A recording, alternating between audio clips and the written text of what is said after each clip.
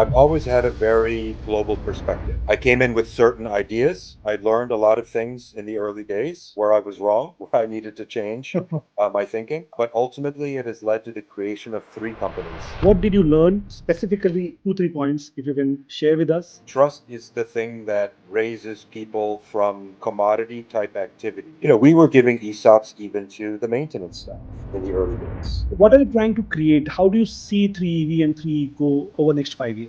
The goal from day one was to build a team in order to work together that is able to commit to this shared vision. Why did you choose both the business wherein it's really difficult to build two businesses at a time? Mapping out the entire value chain from knowing what kind of vehicle to make and then knowing how to build a business to use that vehicle that can become profitable. That required a lot of sharing of information and coordination between the OEM and then the service provider. What we set out to do in the beginning at 3D Industries was not to sell products, but to sell solutions.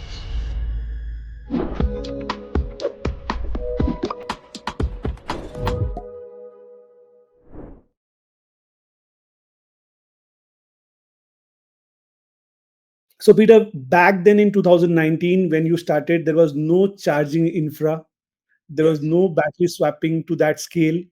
Yes. And thinking about EV was a disastrous idea, I would believe. Yeah. And it would be a fearful thing for anyone to start that and building a vehicle. And after that, moving to run those vehicles as a fleet. So still you took a plunge and you took a jump and you have done it. So what was your confidence coming from? Sure. Well, because we were solutions driven, because we really focused on what are the end cases, the actual usage starting with cargo vehicles, but also we have a good business in the passenger segment as well now, which has different drivers, but it's still an important part of our business. Because we were really focused on real information, real requirements from customers, problem statements, so that we could provide solutions. We understood that the most important thing for operating an EV fleet is utilization. You have to use that vehicle because you have that upfront cost. You have to operate that vehicle consistently day after day. And you should be operating that vehicle with an eye towards capturing premium revenues. That means working with enterprise customers, not doing kind of commodity based day work, which maybe produces lower revenues. Being able to meet kind of the premium segment of the marketplace, which requires not only consistent service, but high quality services. Because when we go and we serve Flipkart, it's our drivers and our vehicles that are meeting the end customer. Of course, the Flipkart customers on their mobile phone and they can see Flipkart and they know the logo and they know the products that they can order and all that. But it's the guy wearing this shirt that shows up at their door, and it's the electric vehicle manufactured by 3V that has to take him there and make sure that it's done efficiently and profitably. So understanding that problem statement is what drove us at both companies. Highly reliable electric vehicles. If you go back to 2019, there was a lot of enthusiasm. There was a lot of high expectations about what EVs could do. But I would think in 5 years, very few people that have interacted with EVs would describe them as highly reliable. They would describe them as many things: clean, green, exciting from a technology standpoint. But highly reliable is not on the at the top of the list of descriptions. And that should be the number one thing that people say about an EV. Highly reliable. Cannot Of agree course, more. safe. That is what we set out to do. Our vehicles very sexy looking? 100% not. They look like yellow bananas running down the the street on three Yes. wheels, right? We didn't intentionally, make them look kind of very utilitarian, but we're a small company. We invested our money in the guts of the EV, the technical specifications, high power, reliable motors, high efficiency, very safe, high capacity batteries, only LFP chemistries, no NMC because of the safety concerns around that. Higher capacity battery swapping that was internally managed by 3V itself, not delegated to a third party. Because if there is a problem in terms of availability of batteries, safety of batteries, range and health of batteries, who's going to take responsibility for that? It's our customer at 3V that's going to suffer. What we are not going to do is get a call from the customer saying, my vehicle has run out of batteries. It's parked in the middle of the street. Customers are waiting. And then what we tell them is, go call the battery guy. Go call the charging infra guy. Don't bother me. It's not my problem. We were never going to have that conversation. From day one, we knew that. We are giving you a turnkey solution. That means we have to take responsibility for the batteries. We have to select the safe batteries. We have to work with the OEMs. We worked with a small group of OEMs going back 5-6 years now, where the off-the-shelf batteries that they were manufacturing, and you know this firsthand because we spoke years Yeah. back, they did not suit our requirements. We required those batteries to be redesigned and engineered to our specifications, not only from a capacity standpoint and a safety standpoint, but also from an efficiency, from a size, so that we could use it within our platform of battery as a service, where we do swapping at specific depots, not on the fly, not self-serve. If you look back at when automobiles running on petrol Hmm. became a really mass market thing, roughly 110 years ago. You did not go to the filling station and put your own fuel in. There was a guy and he wore a uniform and he had a hat and he washed your windows and he checked your oil because people didn't know, what is this car? What is this vehicle? And there's a very flammable liquid. This is, very unsafe for just some guy off the street to go and handle pumping fuel into a gas. It's a bomb for all intents and purposes. We're It's like pumping. today we think about batteries today, Yeah, just like and we batteries. so we should remember that from 100 years ago. It took time for people to build the confidence, understand the safety, what is required in order to do it on a self-serve. But now we can't go to batteries and say, oh no, everybody knows what to do. Why? How? And then when they have a problem, we go point fingers at somebody else. We knew from day one that we did not want to run our business that way. We were giving them a turnkey solution so that they could focus on their business. And that meant that we had to focus on the entire business, which include batteries and such. Great. So, Peter, generally people are more concerned about the range of the vehicle, right? Yes. So, are you using generally first typical solution is to extend the size of the battery so that the range is good?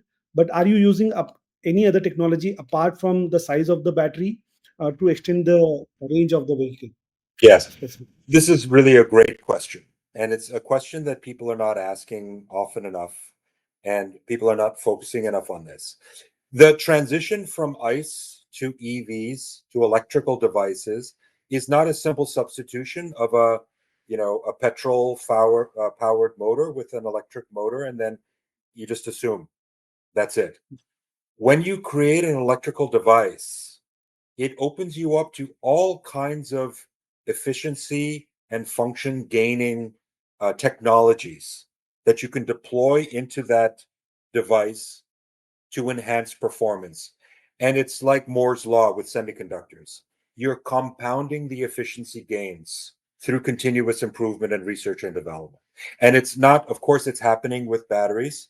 And there's a very powerful pipeline of technology development in batteries, whether it's solid state batteries or other types of chemistries that are going to be, game changers in terms of cost and performance for batteries. But beyond batteries, there's huge scope for technical development and performance enhancement. One of the things that is standard on our vehicles is a military grade photovoltaic panel mounted on the roof of the cargo vehicles. And even on all of the vehicles, cargo and passenger, we use a smaller, again, military grade, very thin, very light, very rugged solar panel, which maintains the 12-volt DC power system, which is operating the cluster on the dash, as well as the telemetry devices that are standard on our vehicles, as well as some other 12-volt systems, the lighting systems, etc. So we deploy photovoltaic or solar technology on all of our vehicles. Okay. That improves reliability. that improves tracking with our GPS devices. And when we talk about our cargo vehicles, which have that larger space where we can put 400-watt solar modules or larger, even in some cases, it extends the range. And what we found is that it's extending the range, maybe not during the raining season that we have right now, where we're only getting a little bit of a benefit of maybe 5 to 10%, but in dry season, we're getting 20 to 30% range extension. Wow. And the life of these panels is 10 years, where the useful life of lithium batteries is maybe somewhere in the 2 to 3 year range, although we're even working on that. And I'll talk about that in a moment. So, having access to other power sources like photovoltaics, it's just math. It's the crossover function. If I wanted to add 10% to my battery capacity and account for the weight of that and the performance of the vehicle, it's this is the curve. And if I want to add a solar panel at this cost to achieve the same range extension, it's going to be on this curve. This is where they meet. Here, I'm not using the battery anymore. I'm using the solar panel. Here, I'm not using the solar panel. I'm just using the battery. It's just math. It's an optimization function. So we're not pushing solar because it's green or whatever. It's a mature technology. We understand it fully. We have this company, Rugged Solar. I've grown up in this industry since my childhood. So I know what's good about it. I know what are the limitations. We apply it in a very practical way for our electric vehicles. On the 12-volt DC system, it's extremely robust. On range extending on our cargo vehicles, it's also proven commercially very attractive. But going beyond solar as what is the beauty of solar? It's charging your batteries on the go. You don't have to charge.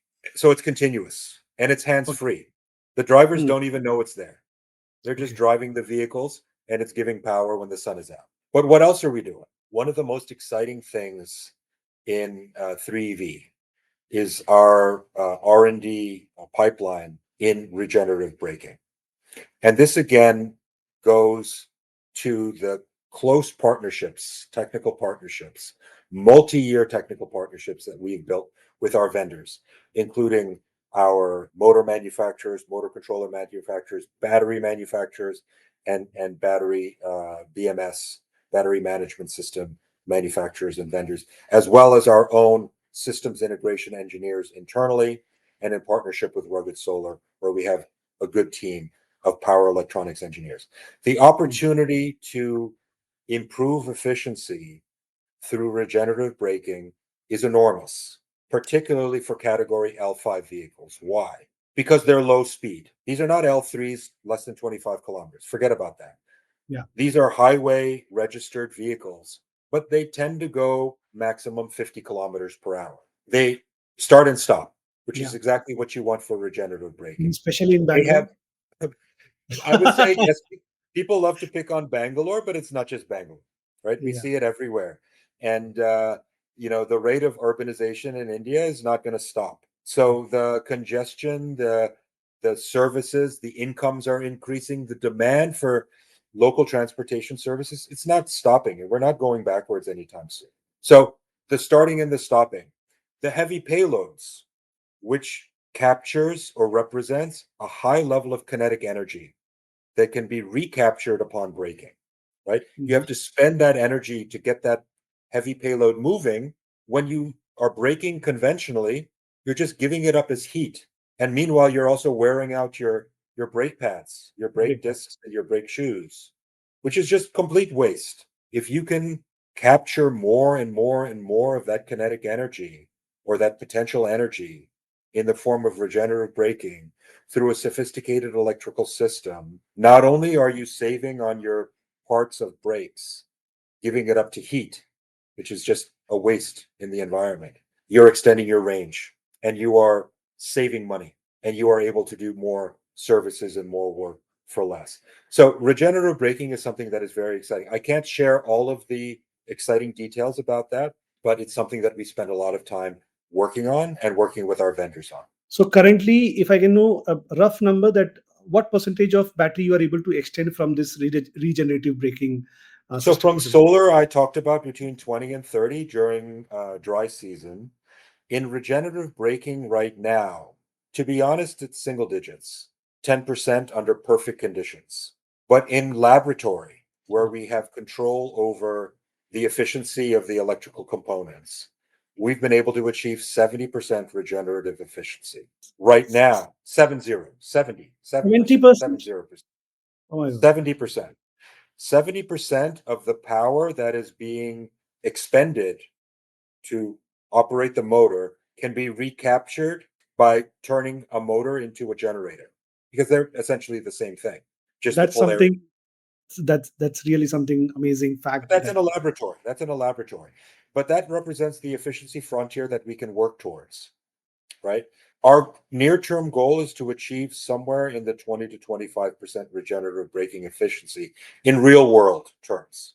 That means when you have the solar system and you have, we don't have it commercialized yet, but what is coming as our regenerative braking solution, expect to get a 50% increase in range. Now, when we EV manufacturers love to talk about kind of kilometers per watt, kilometers per kilowatt. So a standard battery pack on one of our vehicles is going to be 10 kilowatt hours, yeah. right?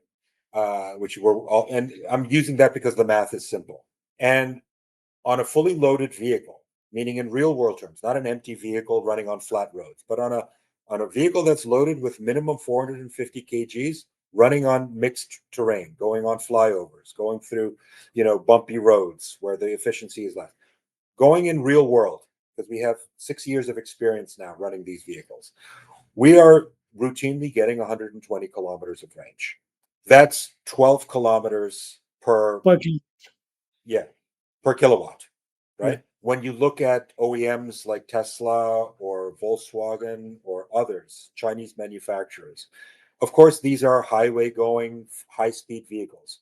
But if they can get 4 to 6 kilometers per kilowatt, that's good for them. We are outperforming by a factor of 2 to 1 what these multi-billion-dollar multinational companies are achieving. But again, they're going 100, 120 kilometers per hour on highway. You lose a lot of efficiency that way. So I'm not saying we're better than them. Of course, they're better than us, technologically, everything. But that's the beauty of the three-wheeler in India. It only goes 50 kilometers. It starts and stops. When you're driving on the highway, how many times do you touch the brakes? Maybe in India, you touch the brakes a lot, but in Europe, US, you can go for a long time without touching the brakes. So there's no regen ability there. In India, we're touching the brakes every few seconds, Yeah. right? Getting that efficiency and capturing that, using the solar panels, right? It's already giving us industry leading efficiency of 12 kilometers per kilowatt. And we're going to improve on that going forward. Now, just to be more clear, I want to understand, does 3EV manufactures vehicles only for 3eco, or you manufacture vehicles for others also? We manufacture vehicles for any customer, but those customers have to commit to the full turnkey solution that we're giving. Battery as a service, aftermarket maintenance and service contract, which they have to pay for, right? We give a 5-year warranty. We were the first in the industry to give a 5-year warranty, but it has to come with battery as a service. It has to come with a service and maintenance contract, because we have to be interacting with that vehicle on a regular basis for the Yes. benefit of the customer. So when customers, and more customers are starting now to see that the advice, the rules, the guidelines that we're giving them are actually for their own benefit. But 5, 6 years ago, when we talked to customers and they said, yeah, we see this at the Amazon, distribution center, we would like to buy one also. And then we tell them, okay, but you have to also rent the battery from us. We're not going to charge you up front, so you have to rent the battery. Say, well, maybe, maybe I want to use someone else's battery. I said, no, you have to use only the battery that we've approved. And we have to be in charge of the charging infra for safety, for efficiency. And then you also have to purchase this maintenance and service agreement from us. And has to match the 5-year warranty of the vehicle. Otherwise, the warranty is what they say. You know what? I'm giving you the money. Let me do what I want with it. We say no, respectfully. We're not going to do that. It's going to give us too many headaches. And the most important thing is we have to protect our brand, because these are early days, in the marketplace, and we don't want our vehicles parked on the side of the road. That is terrible advertising. We don't want anybody looking at our big yellow vehicles and seeing them not moving. Like that is a nightmare scenario.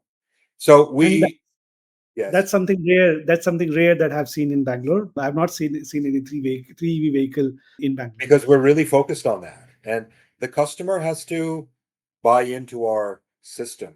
We are the experts when it comes to the electric vehicle, when it comes to the battery, when it comes to the parts, when to replace them, what to look out for wear and tear, when to understand when maybe there's some abuse going on. Maybe the customer is mishandling the vehicle, right? Or mishandling the battery.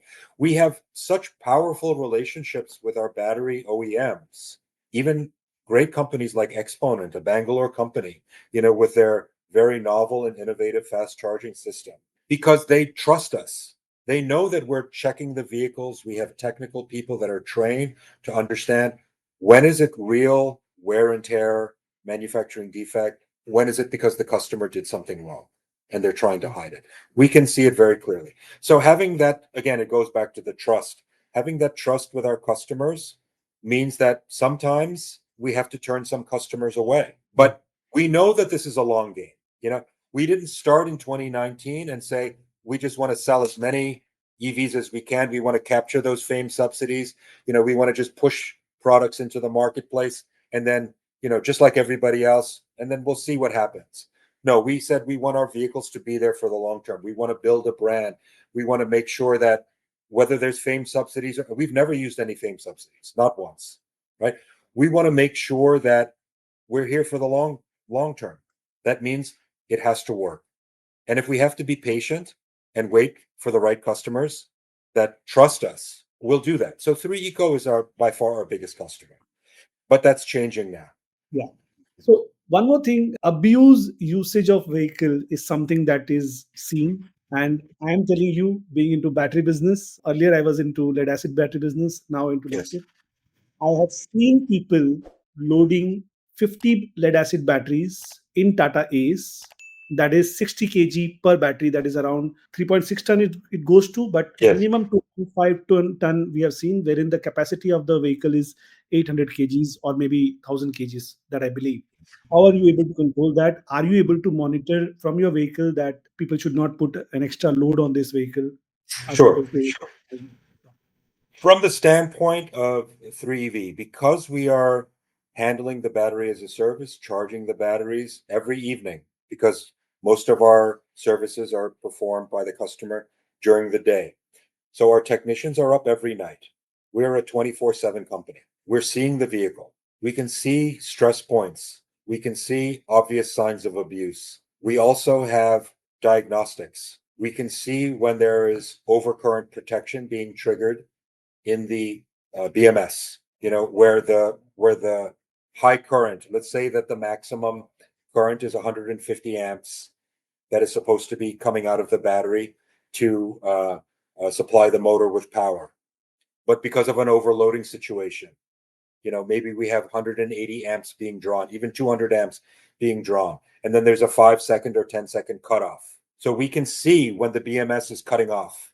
It's only for certain reasons, right? Yeah. Overloading being one of them. Same thing on the motor controller. When it's drawing for too much current because it's being in an overloaded position, there's also heat and cutoff protections for the motor controllers. Also, sometimes the driver will complain, that why is this thing so slow? It's only going 18, 20 kilometers. It's truly ignorant. It's innocent. It's they're not doing it on purpose. Maybe somebody told them, put Load these extra. bags of aggregate into the vehicle, even though it's 1,000 kgs. Maximum loading capacity is only 550 kgs. So they do it because their boss told them, right? They're just doing their jobs. They don't know, but then they have all these difficulties. So we interact with the vehicles on a daily basis, our technicians at 3EV, and we perform checklists on a weekly basis. It's a 13-point itemized checklist where we're checking critical failure points in the vehicles. Obviously, a lot of that has to do with the electrical system, but also the mechanicals, the brakes, particularly, are something that we focus on every week. So we keep records about all of these things. So we again are focused on reliability, uptime. We don't want anything to break that vehicle, even if it's the customer we want to know about it so that we can actually engage with that customer and either educate them or let them know, this is going to cost you because your warranty doesn't cover this type of abuse. We have to make it clear to them. Nice, great. So, Peter, we have discussed a lot about the vehicle side of the business, that is 3EV. Now, I would like to understand more about 3eco, your second company, where operating a vehicle at a local level and being consistently available for the customers. What are the particular challenges that you face? And we want to understand something more about deeper about this business from you. Yes. Yes, thank you for that. That's a very important question. And you're right. We've talked a lot about 3EV. So when we're at 3 ecosystems where we procure almost all of our vehicles from 3EV, not all of them, but almost all of them today, we have a very high level of trust and confidence that those vehicles are going to perform, that they're going to be reliable, exactly what we've talked about. Now we're starting to use third-party OEMs, not just 3V as the manufacturer, some other companies, names that you would be familiar with, and we're operating those vehicles. But we're still relying mostly on 3V to do the maintenance and service and the battery rentals for us because we have a set SOP with them. We're very comfortable working with them on these aftermarket things. So knowing that we have a very reliable physical resource, we have the vehicles, of course, we have our hubs at 3 ecosystems, which we've invested in.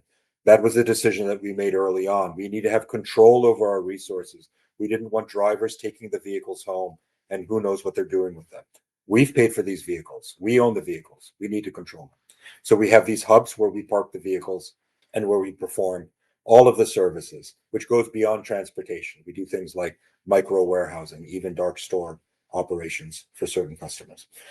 That's great. And the demand, I can tell you, for a full stack operator like 3 ecosystems to provide last mile deliveries and provide local logistics, including QC functions like sorting or fulfillment, including route management or micro warehousing or dark store operations, things like this. The demand is enormous, far beyond our ability to meet the demand today when we talk about all of India. Even in the 5 cities that we're in today, we have more demand than we can deal with. So what is the challenge? What is the bottleneck? What is the pain point for us? What takes time, so to speak? It's the people. We do not rely on a gig worker model. We do use gig workers, but where some companies may hire gig workers and they want them always to be gig workers because they want the flexibility to hire and fire. They want the confidence to only pay for specific KPIs, which is what the gig worker model does. We actually want our gig workers to become full-time employees. That's the goal from day one. When the gig worker comes in, the first thing we communicate to them is, we don't want you to be a gig worker. We've hired you because that is the recognizable pathway to becoming a driver for a corporation like us. So yes, we're going to do it based on the market norms. But you're not here because we want to keep you as a gig worker. We actually want you to become a salaried driver. And we don't call our drivers drivers. We call them service professionals or escrows because they are the full service provider on behalf of our customers. They are wearing the uniform, facing the customer, both customers, Yeah. meaning they're facing Flipkart in the Flipkart warehouse, and then they're facing Flipkart's customer Where in their home or office, right? Or place of work, whatever. This is not the work for somebody that can come and go, right? You don't give that responsibility. You don't give that trust to somebody who's just going to come and go as they please. Because we have a set workflow every day, 10-hour shifts, where we have very high utilization over that full 10 hours. Nobody's taking a nap in the afternoon. Nobody's taking a 3-hour lunch. Nobody's stopping for tea at 4 o'clock. We're here to work and we want to pay you for your work. We not only want to pay you a salary, a very competitive salary that you can count on today, tomorrow, next week, next month, next year. We're going to pay you health insurance, you and your family. We're going to pay you for sick days because people get sick and you shouldn't be stressed out just because you have a health issue. We're going to pay you for scheduled leave when it's approved, Mhm. because people need time off. They should be treated with dignity and trusted that way. And we're even going to pay into the Provident Fund, which is a statutory requirement that we take Yeah. very seriously as a company because it's providing for their future. So we're trying to build a different kind of relationship with our drivers. And it goes beyond our drivers. We have local supervisors, we have finance staff that's managing. We do a lot of cash on demand for our customers. We are entrusted by our enterprise customers to handle lakhs and lakhs of cash on a daily basis. I'm not talking about corporate, I'm talking about at individual hubs, lakhs and lakhs of cash. That's not an invitation for people to come and try to rob us, because we have very serious security and we have very serious and strict rules around cash management and cash clearance and reconciliation. But it's that kind of, again, trust, that kind of discipline, that kind of loyalty that is required for our staff to do their jobs properly. It is a culture that is built from the top down, but it has to be implemented from the bottom up. So selecting people that are trustworthy, that understand that we are not offering a job, we are not offering day work. This is not a gig model. We are offering a career. Again, it's about that sustainability of the business. How do we build a business that is going to be operating for years, decades, and grow throughout that period? We have to value our staff. We have to treat them with dignity. We have to build trust, and we have to empower them with continuous training, with incentives that reward them. As they make more money for the company, they will also make more money for themselves. Alignment of incentives. These are many of the things about 3 ecosystems where we are innovating new models. We are not trying to just copy what is being done in the marketplace, because we don't see that as long term and sustainable. Where we are trying to grow a business where we have alignment and that win win mentality that we talk about with our customers, we want that to be with our own team first and foremost. They have to believe that they're going to win with us over the long term. Amazing. So, Peter, I want to understand first that how do you see electric vehicle market in next 5 years? What kind of vehicles will be running on the roads in next 5 years? What kind of charging infrastructure will be there? What kind of batteries will be there? What is your vision about 2030, 31 kind of? Sure, sure. Oh, India is not my original home, but it's definitely my home in my heart and in my mind and in my business. lovely. I've made a huge commitment financially and professionally to India's future, and particularly the EV industry. So it's very important. I think about it all the time. From the standpoint of a stakeholder in India, maybe I'm not a citizen, but I'm definitely a stakeholder. Energy security is probably close to the top. Of course, overall security is a very important issue for any country. But for India, which is reliant on energy imports, fossil fuel imports, energy security is a critical policy priority, and it impacts everyone in daily lives. And it particularly is felt for companies like 3 ecosystems, which is a vehicle operator. And most of our competitors are burning diesel or maybe CNG. And we are able to operate our vehicles as electric vehicles. Of course, there may be some fossil fuels that are consumed in order to produce the electricity, but it's done at a much more efficient level.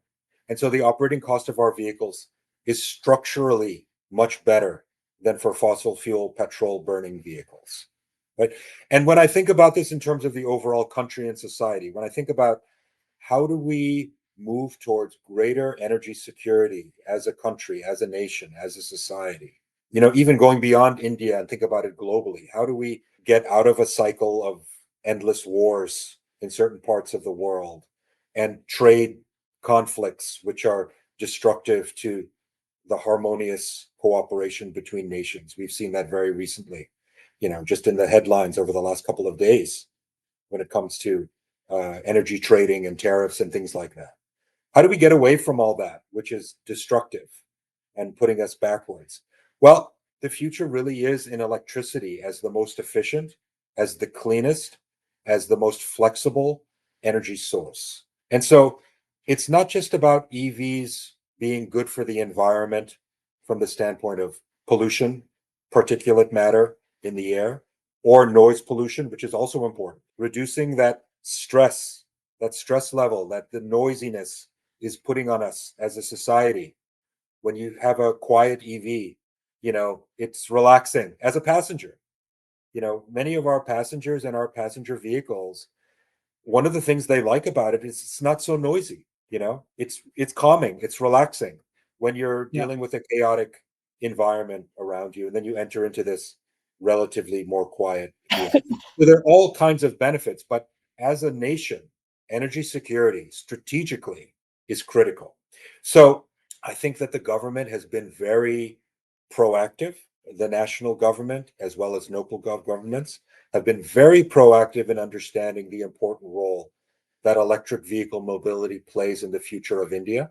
I think that in many ways, just like with mobile phone technology, where 20 years ago, communications in India maybe was considered to be behind Western markets, more developed markets. But with mobile technology, I don't think anybody will argue India is at the front of communications, of internet. Of course, there were some great business people that made this happen, and also with the support of government, right? Which is to me so inspirational because as an entrepreneur, as a business, of course, I'm at a tiny level compared to these. We all know who we're talking about here. I'm not comparing myself.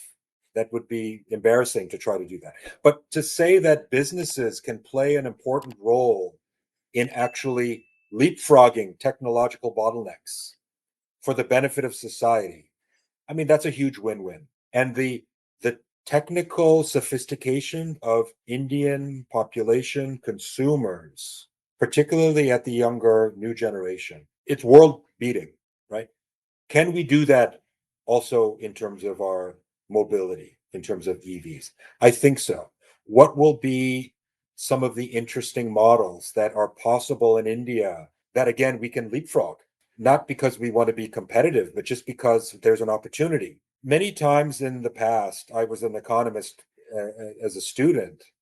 Very large populations and high population density were considered to be a negative, considered to be a problem for government, for society. How do you deal? How do you feed these people? India has no problem feeding itself today.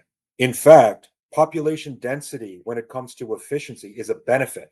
Having large cities with a population of 1 crore, 2 crore people in them, which India has, that doesn't exist in the United States. That doesn't exist in Europe, right? Having large numbers of people living close to each other, that's not a negative. That allows you to employ technology in ways that provides much higher efficiency so that businesses can actually make money serving relatively small geographical areas because they have so many customers. And why can I say this confidently? Well, because we're actually living that at 3 ecosystems. What else? Well, there's another country.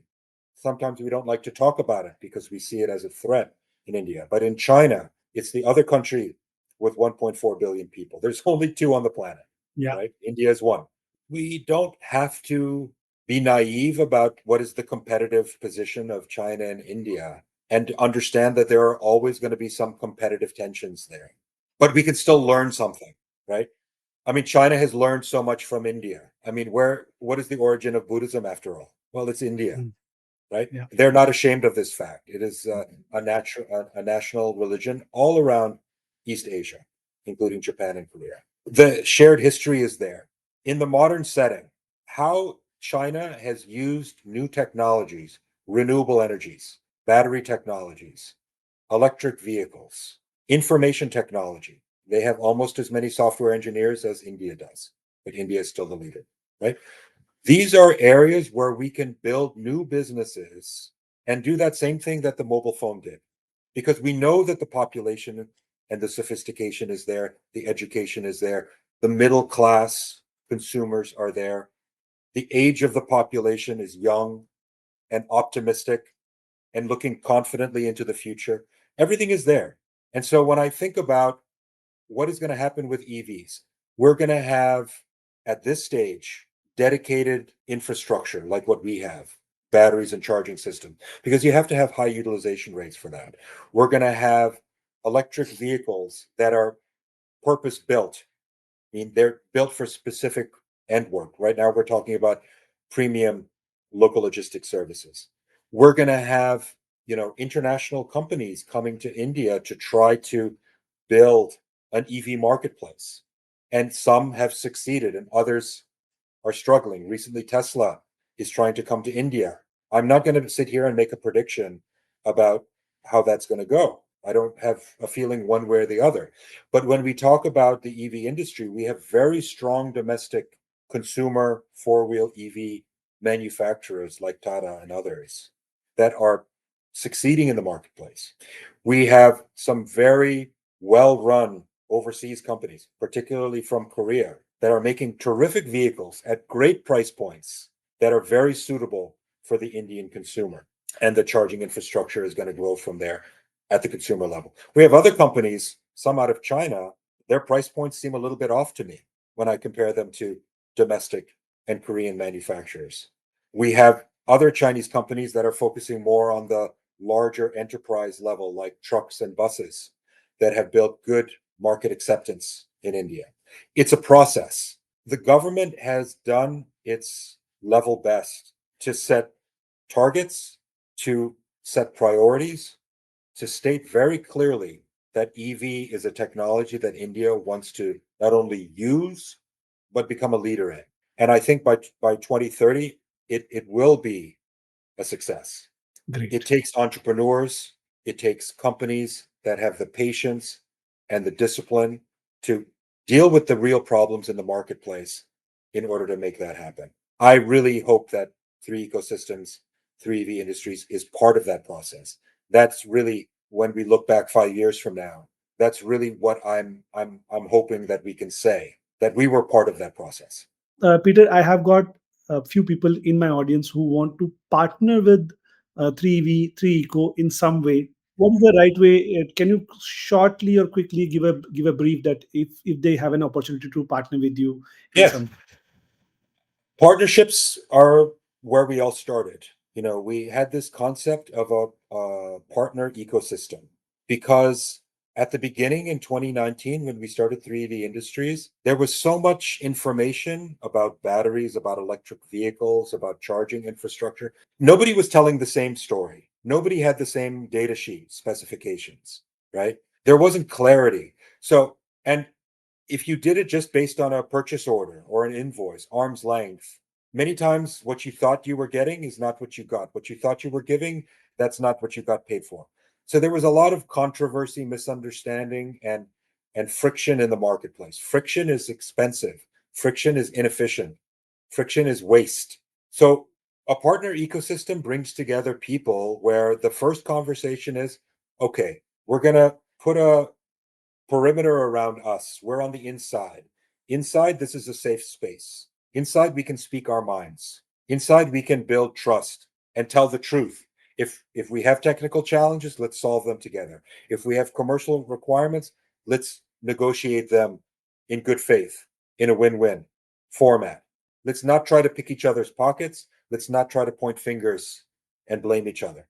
Let's work constructively. That is how we began, because we began, I'm not such a wealthy person. I've done okay in life, but I started 3 companies largely off my own personal balance sheet. I'm not such a big guy that I can do that without, partnering with people that share the same values and the same vision. So partnering was always very important at the beginning. That continues to be a critical part of our DNA. So we always encourage people. In fact, when people come to us, even in the case of you coming with this podcast concept, we've been approached by others who want to do interviews. First of all, we never pay for press, right? Because I don't think that's honest. Secondly, we only engage and communicate in terms of outreach and communications with people that we trust, that are going to represent us fairly. We're not perfect. We don't have all the answers, but give us a fair shake. And we had that level of confidence with you. And we also believe in your mission, the way that you've described it, to sort of capture the growth and the development of this very important industry. So we always look for that common ground with any counterparty that we engage with, vendors, other stakeholders, shareholders, lenders, banks that we're dealing with, of course, our customers, our regulars. We're always looking for constructive engagement and some form of partnership. So, to the extent that there are individuals or companies or entities out there that are looking for a real partnership, a long term relationship where we can both benefit and just do it very openly. We're not haggling. We're not, negotiating over bananas on the side of the road. This is a Yeah, business. As long as we can have mutual respect and understand that everybody needs to make money, everybody needs to build their own businesses. It's not a one-sided conversation. Let's respect each other. Then I'm all for it. lovely.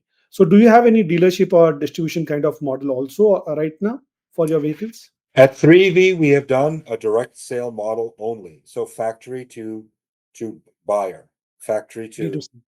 to the customer. But we are talking to dealerships now. We now have enough of a track record, a proven platform of performance and commercial success, where we can now engage with dealers and we can give them enough information, case studies, even customers. You know, we have many customers that want to have access to our vehicles outside of the cities that we're operating in today. That's Bangalore, Hyderabad, Chennai, Coimbatore, and Mumbai, right? What about other cities? Well, Hmm, we're going to be very kind of conservative and methodical in terms of how we grow. But if there are individuals and entities that are interested in partnering with us in other locations, we would love to have those conversations. In the great. aftermarket, in the battery business, right? If there are other entities that want to talk about partnering in those areas, we're eager to have those conversations. Great. So it has been amazing conversation with you, Peter, and I'm sure people who are going to watch it, they are going to love it for sure. Thank you. And you are playing a huge role into this transition of automobile industry, which is moving towards electric. And I wish you, really, really wish you a grand success to you and Thank your you. team. Thank you so much for your time. It was really amazing.